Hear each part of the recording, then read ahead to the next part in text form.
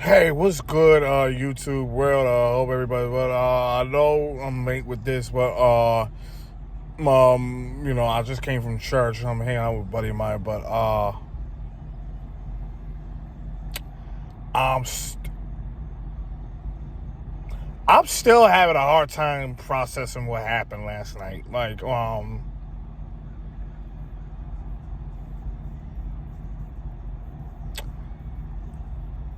Those who wonder what I'm worried about, I think if you live out of that county, you should know what I'm talking about. Stanford versus Syracuse. I'm still having a hard time believing that it happened.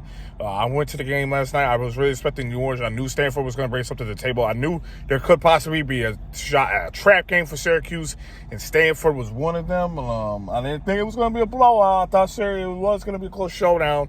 But I got to tell you, in that first half, I'm still having a hard time believing it happened. It was brutal. Terrible. It's pretty much Stanford did what Ohio tried to almost do, but just pitiful on an account that we really could score anything. Like, it was 10-3 going into halftime. Second half, on the other hand, the offense came back. The defense slacked, and the O-line was just terrible. It was just a lot. The Orange managed to come back offensively with McLeod's help, and also with the help of the Syracuse receivers. Pena was one of them. Yeah, man, it was just brutal. And, problem is, especially come back to take the lead 24-23, leading to all the way to the end of the fourth quarter. You still got to build your defense, and we just had lots of defensive troubles. And another thing that really I was not happy about is I was not really happy about the calls the referees made. I was not happy about that. I knew the refs played a major role for this ball game. We was not happy about some of the calls they made. It was pretty much Louisville versus Syracuse all over again. If you guys remember that black referee they had, those calls he made, some calls were fine, but some calls were just brutal. He did not want Syracuse to win. And the referee we had last night was one of them. He did not want to see Syracuse successful. Some of those calls were just no.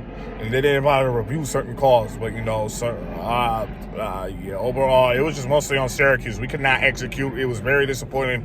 And, we play Holy Cross next week. That one's going to be a doable blowout. But, I was still a little disappointing. We gotta be able to beat teams like Stanford. But the problem is, you gotta give Stanford some props because Stanford, they're not a weak school, despite the fact that they started off 1-1. They played big league teams before, such as Oregon, USC. They played teams like Ohio State and all them. So this is. You can't underestimate Stanford just because they're in the ACC for the first time in years means, they're unstoppable. Lord knows what's going to happen at Stanford next year. We'll see. But, if they do play Stanford next year, which my understanding, they do have Stanford next year. But overall, I felt like Syracuse, the lone opportunity, especially defensively, I was really hoping Syracuse could have gotten a pick. Certain catches were so easy to make, just missed opportunities, lack of defense. We let Stanford get in field goal range. They managed to take every opportunity, every missed opportunity Syracuse had. They took advantage of every single opportunity. As far as Syracuse quarterback goes, he's going to have a lot of work to do, but this O-line got to get better. And also our defense has got to be able to make stops. We can't miss every opportunity that we are given. That being said, guys, love you guys. Peace.